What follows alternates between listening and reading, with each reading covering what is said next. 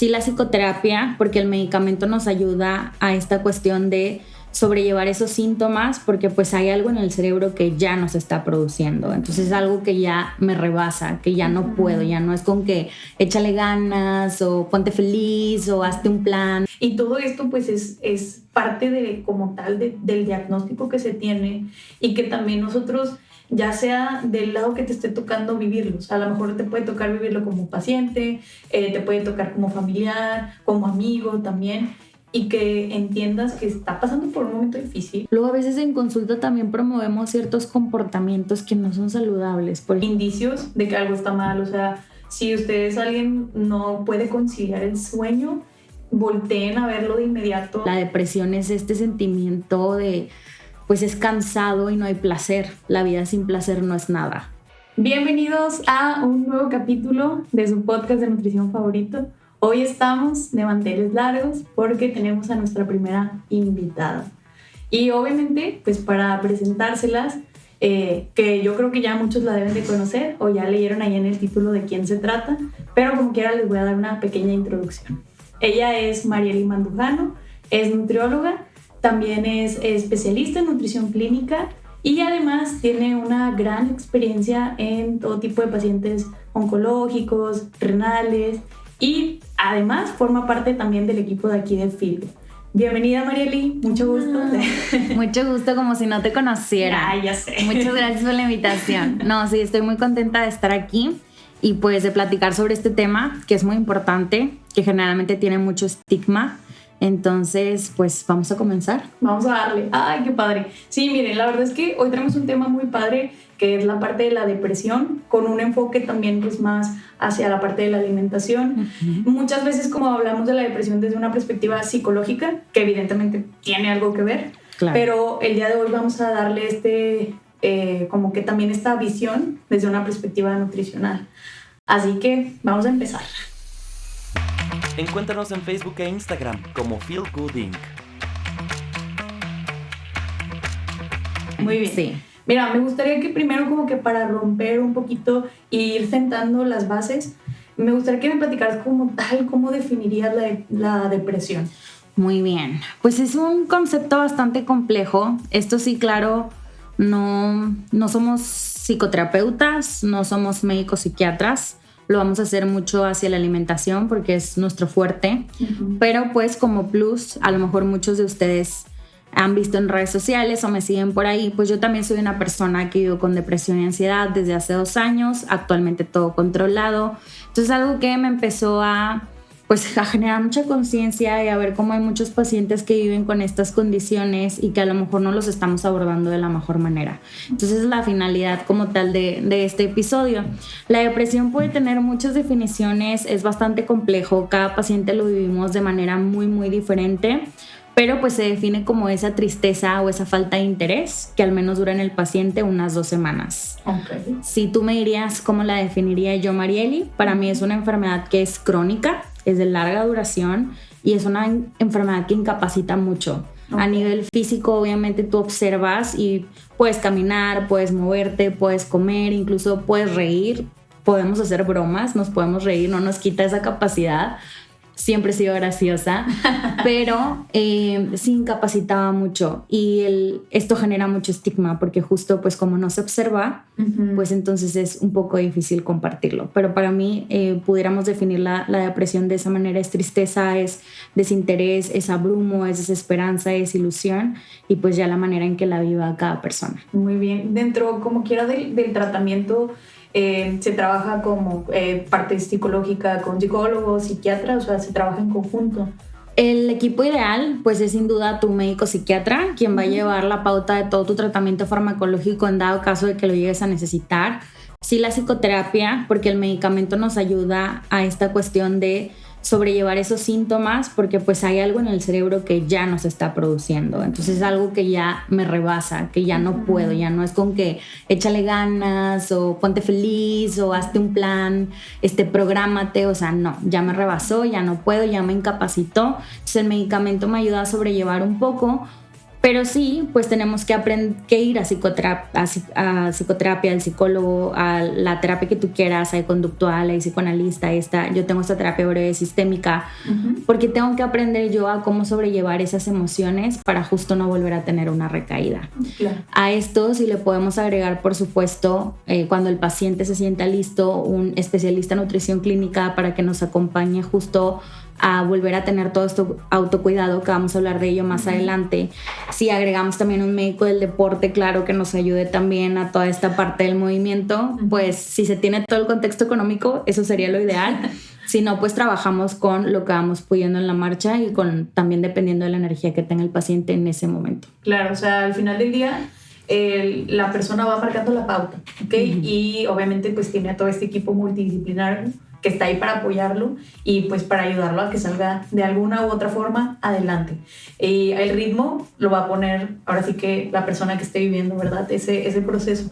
La verdad es que ahí también, y ya metiéndonos en esta parte como un tanto nutricional, dentro de los medicamentos que existen hay ciertos efectos, ¿no? Que se hablan, todos los antidepresivos llegan a tener ciertos efectos, que luego también por eso mucha gente como que les tiene miedo. Sí, siempre. Uno, porque pensamos que nos vamos a hacer adictos a los medicamentos, de que no, porque si no ya no voy a poder dormir. Se tiene mucho eso. Dos, porque pues sí, como que tomar medicamento para poder dormir, pues la otra gente lo puede ver como raro, de que ¿por qué? Y sí, siempre se piensa mucho que el paciente va a tener un aumento de peso y pues eso a la par somos seres humanos, nos gusta el reflejo en el espejo y pues no nos gusta de repente ver una forma o tamaño al que no estamos acostumbrados. Entonces sí, las líneas farmacológicas que se utilizan en esta área son muchísimas. Ojalá algún día podamos invitar a un médico psiquiatra para que nos platique de este aspecto y todo este impacto como tal, porque yo no tengo ese conocimiento, pero a grandes rasgos se puede establecer que hay algunos antidepresivos que se utilizan que afectan mucho porque pueden alterar la forma en la que nosotros absorbemos la glucosa. La glucosa es nuestra principal fuente de energía, es el combustible del cuerpo. Si no hay glucosa, no hay vida, no hay músculo, no hay absolutamente nada. Entonces hay medicamentos que alteran la forma en la que yo absorbo la glucosa. Y si yo no absorbo la glucosa de manera correcta, entonces yo la almaceno en forma de grasa corporal y hay un aumento de peso a expensas de grasa. Y sabemos que todo aumento de peso a expensas de grasa pues va a conllevar diversos riesgos para la salud en general. Otra también, el medicamento puede afectar mucho como los cravings, estos antojos. Es una realidad que vamos a tener mucha afinidad hacia lo dulce, hacia el carbohidrato, tanto al arroz o la tortilla, por supuesto, pero más a ese carbohidrato ultraprocesado, que es rico en azúcares refinadas, el Snickers. Mis favoritos era el Snickers, los polvorones.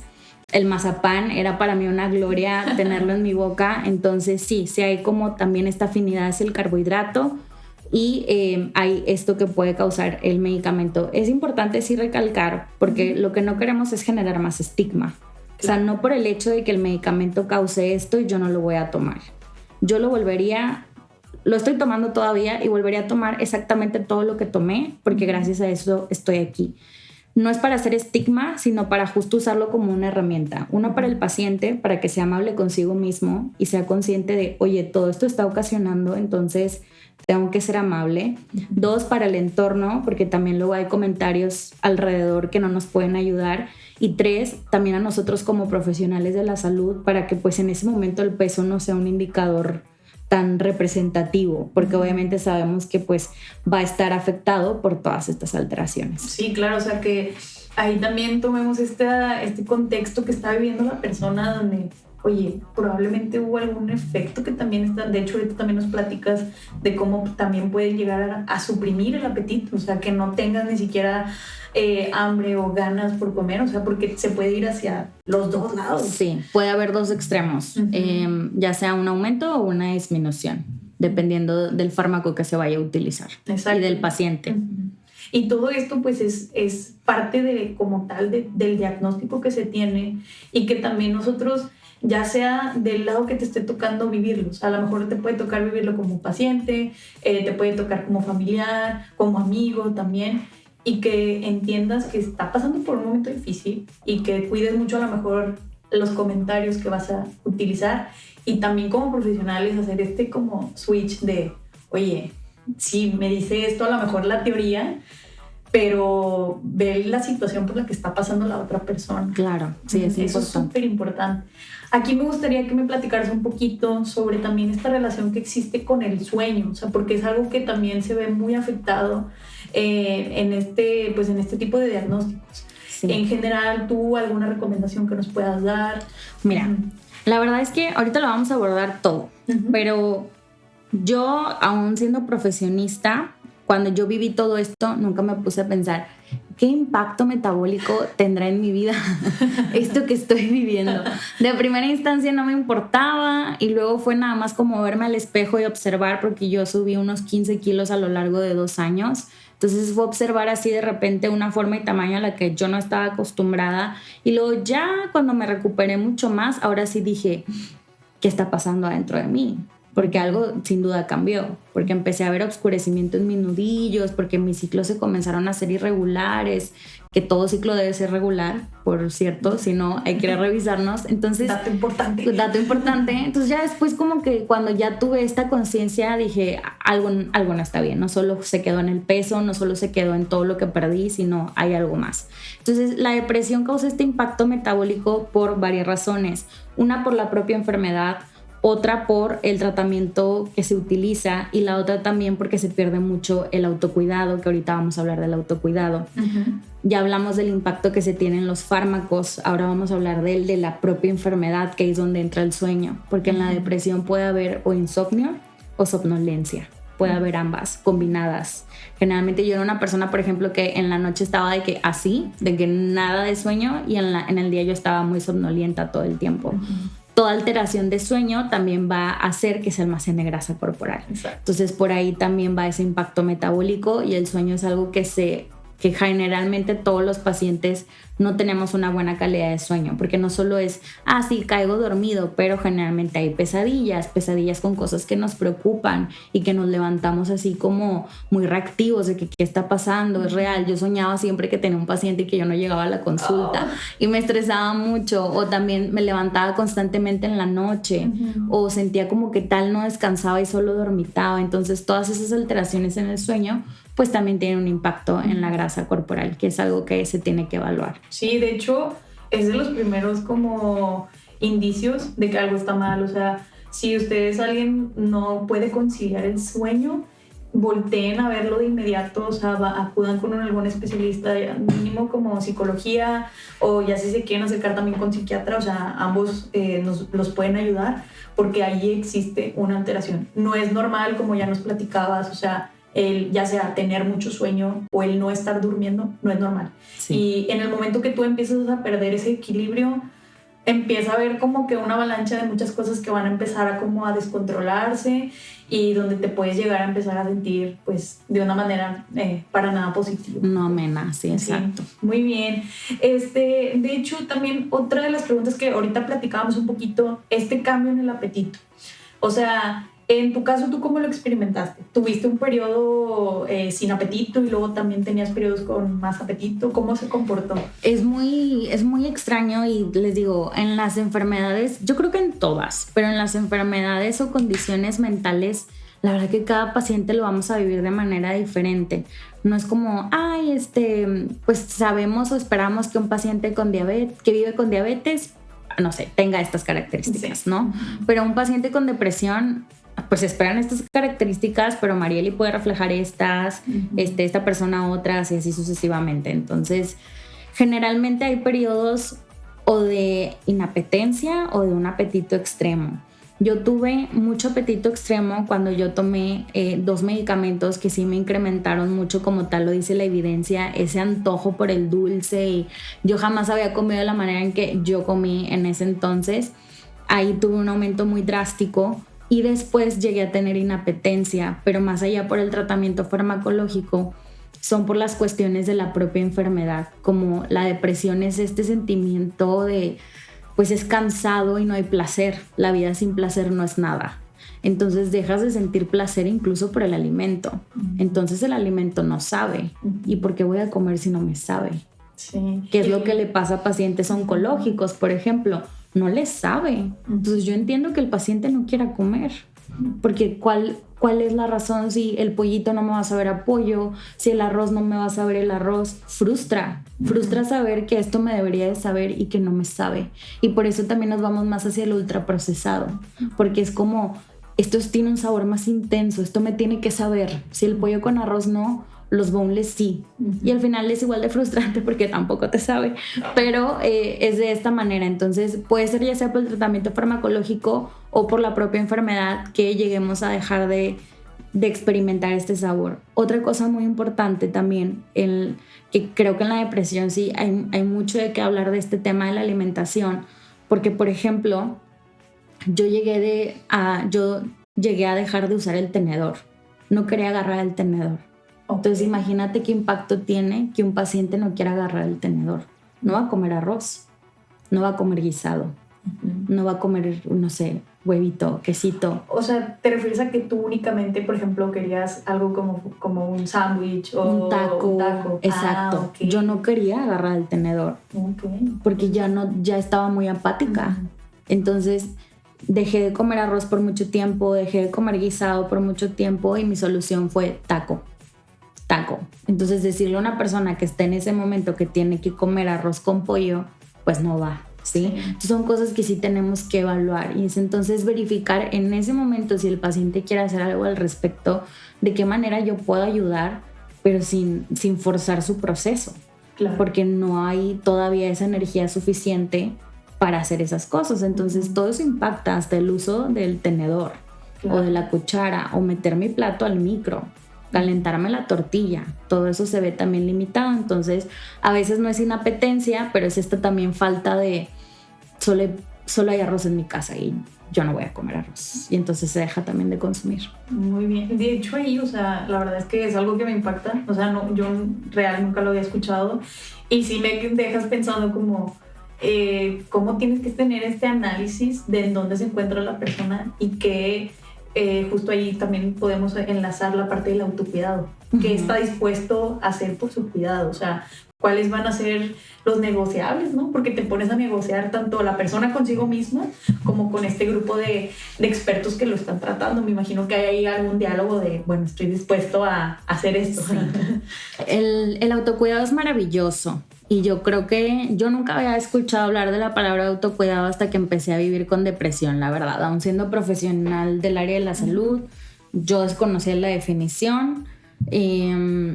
Porque pues de estudiante te enfocas en otras cosas. Luego ya sales a la vida profesional y dices, ay, bueno. Te enfocas en la teoría. La teoría. La teoría, la verdad es que está muy padre. Obviamente sí, la necesitas, pero hay muchas cosas más que cuando ya sales al mundo dices, tienes que adaptarte. Exacto. Sí, es un golpe fuerte. Sí. Entonces, yo no tenía en mi mente esta palabra autocuidado. Creo que a muchos adultos nos pasa que no tenemos como tal un autocuidado consciente. Yo era una persona, porque todo esto lo empecé a vivir cuando tenía 26 años, yo cuidaba de mí, sí, pues comía, me movía, buscaba salir con mis amigos, mis amigas, buscaba tener ciertas cosas que me causaban placer, pero no lo hacía desde un lugar consciente, era porque pues veía que mis amigas iban al ejercicio, entonces iba con ellas, o porque pues estudié nutrición, entonces sabía que tenía que comer pollo con arroz y aguacate y lo hacía, pero no era un cuidado constante o consciente como tal. Entonces cuando yo empiezo a vivir con esto y pierdo el autocuidado, luego ya te enfrentas a, ok, ahora tengo que retomar esto que yo no sabía que existía, que no era consciente, que ni siquiera tenía un autocuidado hecho para mí, porque por algo empecé a vivir yo con depresión, porque me llegué a abrumar tanto que a esto me llegó, y ahora es, ok, tengo que saber qué es un autocuidado y cómo se genera el autocuidado. Y aquí es donde nosotros los profesionales de la salud somos la pauta. Aquí es uno es el que tiene la guía. Yo en ese momento yo solamente estaba con mi médico psiquiatra y con mi psicoterapeuta, y ellos me dieron mucho la pauta de tenemos que hacer esto, vamos a hacer estas pequeñas estrategias, vamos paso a paso. El autocuidado lo podemos definir como toda acción que yo hago para cuidar de mí mismo. Y no solo hablo de comer bien, dormir bien, porque a veces solo lo enrolamos a eso. Hablo de cosas tan pequeñas que para ti son necesarias. Tengo pacientes que me dicen, para mi autocuidado es ir a ponerme Hellish cada 2 semanas. Es parte de ese autocuidado. Otros que me dicen, para mí mi autocuidado es sacar a mi perrito a pasear 10 minutos. Es autocuidado. Tengo otra paciente que me dice, para mí escuchar podcasts sobre libros es súper importante para mí porque me encanta leer. Entonces, para todos nosotros el autocuidado es diferente porque al final mi bienestar es diferente a tu bienestar y al bienestar de los demás. Entonces, en esto reside el autocuidado y cuando uno vive con depresión se pierde. Todo autocuidado, aunque yo no hacía el mejor autocuidado, ni era espectacular ni consciente, pues lo poquito que tenía lo perdí. Y entonces es volver a recuperarlo. ¿Qué se necesita para recuperar el autocuidado? Yo vuelvo a tener voluntad, porque vuelvo a tener un poco ya de ganas de vivir, dependiendo, cada persona puede llegar a cierto nivel. Pero empiezo a tener ganas de vivir, de, bueno, experimentar, de tengo que hacer. Y creo que esta parte es bien difícil y muy abrumadora para los pacientes, porque entonces quieres hacerlo todo, porque ya tienes la voluntad. Ya quiero comer bien, ya quiero moverme, ya quiero hacer todo lo que no hice, lo quiero hacer. Pero de tener la voluntad a poder hacerlo, hay todo un proceso. Pero sí, siempre les digo, tener la voluntad es algo maravilloso y que se tiene que celebrar. Porque, por ejemplo, yo llegué a un punto donde no tenía voluntad y un día amanecí y la tuve.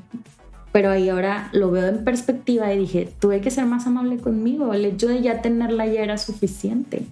Ya era solo el tiempo el que me iba a permitir construir otra vez. Entonces creo que es una oportunidad para nosotros como profesionales de la salud también aterrizar a los pacientes a, ok, ya tienes la voluntad, perfecto, estás aquí.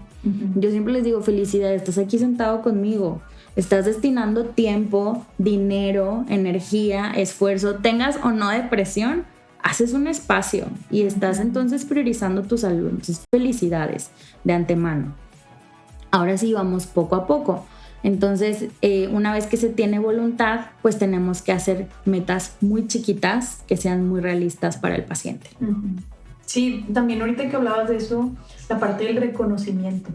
Muchas veces me ha tocado que me hacen comentarios los pacientes, o sea, como, ay, fue muy poquito. O, ay, pues comí nada más vegetales, pero nada más hice eso. Y es como, está súper bien, o sea, te fue excelente, hiciste un cambio, es un paso a la vez. Esas cosas también hay que aprender como a valorarlas y a decirnos, bien hecho. Estamos tan acostumbrados, redes sociales constantemente, a ver las cosas rápido. De que todo rápido.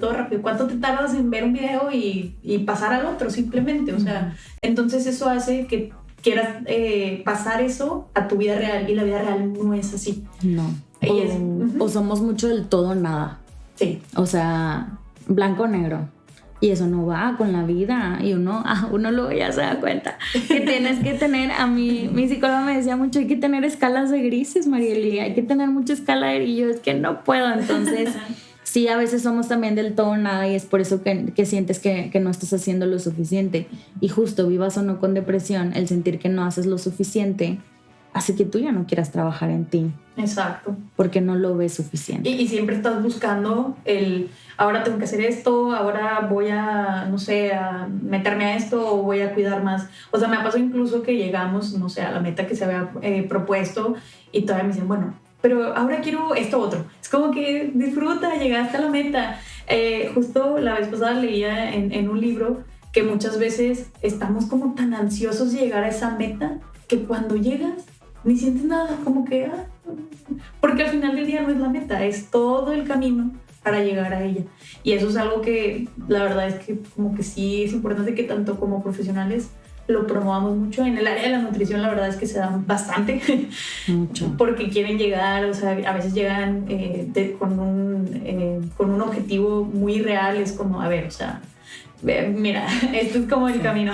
O que conlleva muchas cosas, porque por ejemplo, tomar el medicamento, pues es a alguien que vive con una enfermedad y me dice, ya tuve mi consulta médica, ya tuve mi tratamiento médico, perfecto, vamos a la mitad del camino, ya tienes esas dos cosas. Falta movimiento y alimentación, y esas son las más difíciles, porque implica cambio de conducta. Y cambiar conductas es difícil, y más cuando todavía traemos cierta creencia negativa alrededor de esas conductas se hace difícil adoptarlas. Entonces sí, esto da para otro tema también. Sí, claro. Pero sí, en la nutrición es mucho esta escala de grises. Al final queremos que el paciente sea flexible y espontáneo, creo que es la finalidad de todos. Entonces sí. Sí, y que también vaya teniendo como... justo hablamos de la escala de grises, pero que sea su escala de grises. Sí. Porque luego llegan ya como, es que vi que había, no sé, este cierto tipo de alimentación y vi que le funcionó a no sé quién y la quiero hacer así tal cual. Es como, ¿no? O sea, tú tienes que encontrar esa escala que te va a funcionar y que se va a adaptar conforme tú vayas creciendo. Porque luego cambia, ¿qué pasa? Oye, cambié de trabajo, cambió por algún motivo tu vida y estás en crisis porque justo no traes estas bases bien cimentadas de Claro. Conforme voy cambiando, va cambiando también mi alimentación, mi estilo de vida. O sea, me refiero a estilo de vida con el ejercicio que hagas, incluso las personas con las que te relacionas cambian. O sea, a lo mejor antes, no sé, tenías una amistad que pues no era tan gratificante o que te traía a lo mejor más problemas de los que la parte bonita. Entonces todo eso también es importante que se vaya trabajando para no llegar justo, como ya mencionaste, pues a estos puntos de quiebre, ¿no? Sí, de donde ya es un detente, de ya tú no te quisiste detener y tu mente dijo detente ya 100%. Entonces este autocuidado, como te decía, se va marcando en cosas chiquititas. Y entonces era como, yo dejé de hacer todo lo dejé de hacer, lo que tú pienses, todo adulto funcional lo hace, yo dejé de hacerlo. Entonces, junto con mi psicoterapeuta y mi médico psiquiatra, era como, ok, vas a bajar tu bote de ropa sucia, lo vas a bajar. Esa va a ser tu actividad. Ok, lo bajaba, muy bien. No lo metía a la lavadora, no lo metía a la secadora, no lo doblaba, lo bajaba. Y luego, ok, ya hice eso. Ahora vas a separar la ropa blanca de la negra y la de color. Ok, ya lo hice. Ahora lo vas a meter a la lavadora. Ahora, hasta que un día yo lo hice. Lo bajé, lo separé, lo metí. O sea, es un así. Luego, con la comida, por ejemplo, llegué a un punto donde yo no metía mis cosas en el microondas. Si a mí no me subían mi comida, yo no comía mis 3 taquitos que me comía. Entonces fue ok, ya está el guisado, ya te calentaron tus tortillas, pon tú el guisado en la tortilla. Ok, ya lo puse, ya me hice yo el taco. Ahora tú calienta las tortillas. Ahora tú hazte el guisado. Y es así. Y había momentos en donde ir al banco para mí era o voy al banco o trabajo. No puedo hacer las dos. Y de repente un día ya trabajaba y iba al banco. Y luego un día ya trabajaba y iba al banco y iba al súper. Y así, pero estamos hablando que me costó mucho tiempo. Y sigo trabajando en mi autocuidado. Y hay mucho camino. Lo bueno que siempre le digo a los pacientes, vida tenemos para cuidar de nosotros mismos, pero sí es el cosas pequeñas, y más cuando alguien vive con depresión, es cosas chiquitas, porque todo para nosotros representa una actividad muy grande. Me voy a meter a bañar, no solo piensas me voy a bañar, es voy a abrir la llave, voy a esperar a que se ponga tibia, me voy a meter, me voy a enjabonar el pelo, voy a hacer esto. Todo lo haces grande porque todo te pesa demasiado. Entonces, si yo tengo un paciente que vive con depresión y le doy un patrón con 7 preparaciones de desayuno, comida y cena, pues no, porque muy apenas se puede bañar, muy apenas hace cuenta de que o sea, no, mejor nada, ¿sabes? No, sí, así te viene a gusto. Así mejor, sí, porque eso desanima, porque él va a ver esa hoja, va a regresar y me va a decir no puede hacer nada, y si es que regresa, porque si no en el camino se va a sentir súper mal y dicen, ¿y para qué regreso? Porque pues no hice nada. No, claramente no, porque yo no me adapté a ti. Exacto. Porque yo estoy pensando en un adulto que no vive con esto. E incluso, como lo platicábamos, en adultos que no viven con esto, habemos adultos que no sabemos cuidar de nosotros. Exacto. No sabemos por dónde empezar y no tiene absolutamente nada de malo. Pero, bueno, al menos te sientes bien, tienes la energía, tienes la voluntad de hacerte un huevo con jamón.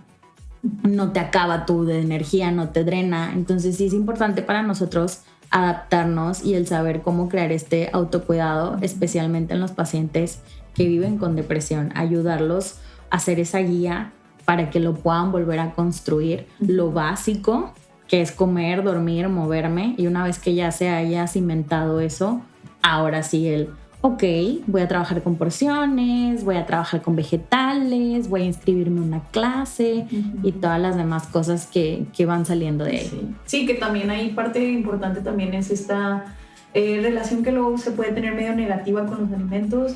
Luego hay muchas personas que le agarran cierto miedo también a ciertos grupos de alimentos, como ya el más común es al azúcar, los carbohidratos, de que no, es que son malos. Entonces, pues es algo también de lo que vemos ya en el día a día. Sí. En general, o sea, a los profesionales de esta área, en específico de la nutrición, algunas áreas de oportunidad que tú hayas observado, que digas, yo siento que tenemos mucha área de oportunidad, no sé, en cómo damos la información. Digo, no sé si a ti te ha tocado la experiencia que llega un paciente y te platica que a lo mejor fue con otro profesional y utilizó como que un lenguaje muy agresivo de, es que ¿por qué no lo haces? Luego también me ha pasado que lo regañan. Y ellos llegan con una culpa inmensa que digo, ay, les quiero dar un abrazo porque digo, ay, oye. Sí, porque pues, como decíamos, o sea, ya es demasiado logro que estés aquí sentado como para que aparte te esté regañando, pues no es la idea. Creo yo que cada profesionista vamos a llevar nuestra práctica de la manera que más se nos acomode. Me imagino y quiero pensar que todos salimos y queremos ayudar al mundo. Creo que siempre escuché esto en la carrera de ¿por qué estudiaste esto? Porque quiero ayudar. Y si tú me preguntarás ¿por qué estudié esto? Porque yo quiero ayudar, yo quiero poner mi granito de arena, yo quiero ejercer un impacto positivo en la vida de las personas. Entonces cada quien lo hará a su manera. Habiendo dicho esto, después de vivir con esta condición, me hice mucho más consciente y creo yo que hay aspectos en consulta muy importantes. Es el hecho de que el paciente llegue y justo lo haga sentir en un espacio seguro, porque al final él ocupa sentirse en un espacio seguro para trabajar en sí mismo. Uh-huh. Si él no se siente seguro, no va a trabajar en él. Entonces, esa es la primera. 2, a veces pues la consulta, cuando ya le agarras el hilo, ya la puedes sentir muy monótona, ¿no? De que, ¿qué tienes? Y es como, no, o sea, hazle sentir al paciente realmente, si yo algo me pongo de misión, es yo voy a hacer que esta persona sienta su consulta que es de él, porque es de él. Porque estoy aquí, no importa si es mi paciente 6 y ya vi 5, yo le tengo que dar todo a este paciente porque tengo que hacerlo sentir escuchado. Yo tengo que demostrarle al paciente que importa, porque me importa. Porque cuando tú sientes que tu profesional de la salud se importa por ti, tú te motivas y dices, ok, sí, porque estoy trabajando en conjunto, no estoy con alguien que solo va y me dice esto y bye, porque si no ahí se pierde. Entonces creo que hacerle al paciente sentir que está en un lugar seguro, hacerlo sentir escuchado y que realmente le estás poniendo atención a su proceso y que te importa su proceso es importante. Verificar dónde está el paciente. Creo que para mí preguntas que se hicieron vitales después de vivir con esto es: ¿disfrutas de algo en tu día? ¿Puedes dormir? ¿Tienes alguna actividad que te dé mucho placer? Porque si no, entonces sí, ¿de qué sirve? Si el paciente no está disfrutando y es una alerta. Sí. Y entonces a veces tengo que referir de que si he hablado con pacientes de, ¿sabes qué? No te veo bien emocionalmente ahorita. No es momento que tú y yo estemos teniendo esta consulta. Es momento de que tú vayas a este lugar y entonces cuando estés bien, volvemos a platicar. Y es parte también de la responsabilidad como profesionista. Entonces sí, el tener estas preguntas que me pueden dar una idea de cómo emocionalmente está el paciente, y también siempre estar promoviendo es una enfermedad, porque me ha tocado que preguntas, ¿no? ¿Vives con alguna enfermedad? Diabetes, hipertensión, cáncer, etcétera. Y luego a mitad de la consulta, bueno, no te dije, bueno, también tomo este medicamento porque tengo ansiedad, pero no sabía si es una enfermedad. Sí es. Y es parte de tus antecedentes. Yo me presento, voy a una consulta y vivo con esto, tomo esto y aparte esto. Pero mis enfermedades mentales forman parte de mi diagnóstico. Entonces también es una enfermedad y por lo tanto yo como profesional de la salud tengo que ver si tiene este antecedente, porque va a impactar en sobremanera al autocuidado. Entonces todo esto enriquece mucho la consulta y agradezco mucho haberlo vivido y poder compartirlo, porque luego a veces en consulta también promovemos ciertos comportamientos que no son saludables. Por ejemplo, a veces hay pacientes que viven con ansiedad y cuando uno vive con ansiedad, todo lo hacemos más estricto. Hacemos comportamientos muy rígidos. Si yo le digo a alguien que vive con ansiedad que tiene que desayunar todos los días, se puede convertir en un comportamiento no saludable. Porque va a estar, tengo que desayunar. Se va a sentir culpable si no desayuna, se va a abrumar. O sea, ¿hasta dónde yo puedo hacer daño sin saber? Claro. O tienes que moverte. Las cantidades. O tienes que moverte, tienes que hacer ejercicio. Oye, ¿qué tal que esa persona lo toma súper así de tengo que hacer ejercicio, Tengo pacientes que a veces hacen 3 actividades al día de ejercicio y yo, ¿las disfrutas? Y me dicen, no. Estoy bien cansado, ¿no? De que no tengo energía para nada más. ¿Y por qué? Porque me dijeron, porque lo llevaron al máximo, porque viven con ansiedad. Entonces, yo tengo que saber qué tiene mi paciente, porque yo soy un profesionista del área de la salud. Yo tengo mucha responsabilidad. Claro. Y eso a veces asusta, sí, asusta y abruma. Y pues es que también dentro de la salud está la salud mental. Exacto. Y la verdad es que es un pilar. O sea, yo la veo como si no hay salud mental, no hay nada. Es muy difícil que lleve tu tratamiento médico, nutricional, o sea, que se mueva, sí. Si no admira ni el cielo, pues no, menos hay que comer la manzana con 6 nueces. Sí. Entonces sí, creo yo que nos preparemos más en esta cuestión de que veamos la parte mental como algo que tengo que abordar y también que justo nos involucremos en esta parte de elaborar el autocuidado. No porque mi paciente ahorita no pueda hacerse un huevo quiere decir que no lo puedo ayudar. Sí te puedo ayudar, te puedo dar estrategias. Aún así sean 2 estrategias, te van a hacer sentir mejor. Porque al final de vida creo que en eso también se basa nuestra profesión. En la parte de la nutrición clínica no voy a salvar una vida, pero voy a mejorar su calidad de vida. Voy a hacer que su vida sea mejor mientras esta persona está viviendo este capítulo tan oscuro en su vida a través del alimento. Así yo lo veo, de que yo impacto y mejoro la calidad de vida del paciente a través del alimento. Le doy la herramienta y lo empodero de que en todo esto de su enfermedad que él no puede controlar, hay este cachito que él sí puede y que se puede sentir mejor con ello. Entonces, creo que eso es importante, que como profesionistas sí vayamos un poco más allá y que nos preocupemos como tal por todo el entorno del paciente. Sabemos que a veces sí hay 10 minutos, sobre todo en las instituciones públicas. Claro. Ok, entiendo. Pero si tú tienes la posibilidad de tener más tiempo con el paciente, pues ¿por qué no dar como ese plus? Sí, o sea, que también nosotros estamos hablando desde el privilegio de que nos desenvolvemos en la consulta privada. Exacto. Entonces, es esa cantidad de minutos que el paciente esté contigo, tú los utilizas de mejor manera. Yo entiendo que es muy distinto cuando hablamos de instituciones. No nos queremos tampoco, o sea, tampoco los queremos juzgar como, ustedes... Estamos hablando de un mundo ideal.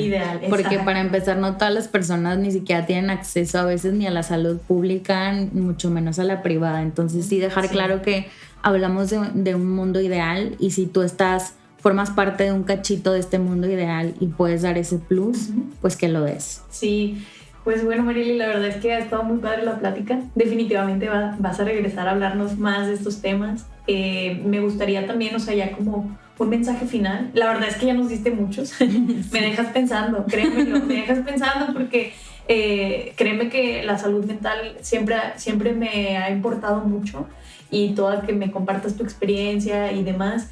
Me hace analizar muchos puntos de oportunidad que puedo tener tanto como profesional, pero también como persona. Claro. Entonces, ¿algún mensaje final que les quisieras dar? Muy bien. Pues creo que les daría 2. Uno dirigido a los profesionales de la salud, que es indispensable que nosotros trabajemos y ayudemos al paciente a recuperar su autocuidado, especialmente cuando vivimos con alguna enfermedad mental, y que es nuestro trabajo implementar estrategias para que ese paciente lo pueda lograr, y también ayudarlo a identificar estas necesidades únicas, porque el bienestar de todos es diferente. Mi bienestar, el bienestar de los demás no es nada parecido. Entonces, el identificar estas necesidades únicas e implementar estrategias realistas que lo ayuden a cumplirlas nos hace ser profesionales más humanos, más empáticos, más cálidos, y creo que el mundo necesita más de ellos. Y para las personas que pueden estar escuchando este capítulo y que se pueden sentir identificados, pues sí, la depresión es una enfermedad incapacitante. Generalmente es visto como un signo de debilidad, pero no es un signo de debilidad, es un estado de vulnerabilidad, sí, pero creo que no he aprendido más de mí y no he cuidado más de mí que cuando fui vulnerable. Fue una oportunidad que me dio esta vulnerabilidad, que lo agradezco mucho y que en ese momento se ve obvio, muy oscuro, pero ahorita que lo veo en retrospectiva, qué bonito ser vulnerable, porque ahí puedes trabajar bastante por ti y puedes ver realmente por ti, por tu bienestar.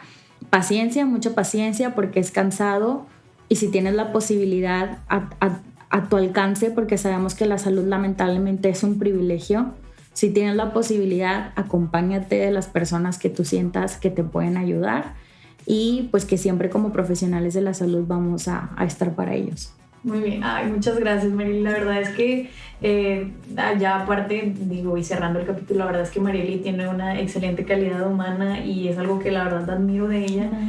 Y es un ejemplo a seguir. Porque sí es muy importante, o sea, y si escucharan todas las historias que hemos escuchado, que me toca luego en la misma consulta, es muy triste ver cómo allá afuera hay gente que atenta contra las personas, contra la salud mental. Entonces, muchísimas gracias, Marieli. Gracias. Tus redes sociales para que vayan y la sigan. Me pueden seguir en NUT, Marieli. Como quiera, a lo mejor lo dejaremos por aquí abajito. Sí, claro. Y por supuesto, pues aquí formamos parte del equipo de Feel Good Inc. Recuerden que aquí estamos los especialistas que ustedes necesitan. Somos un lugar seguro. Y pues muchas gracias. Ay, a ti. Bueno, muchas gracias por escucharnos. Bye.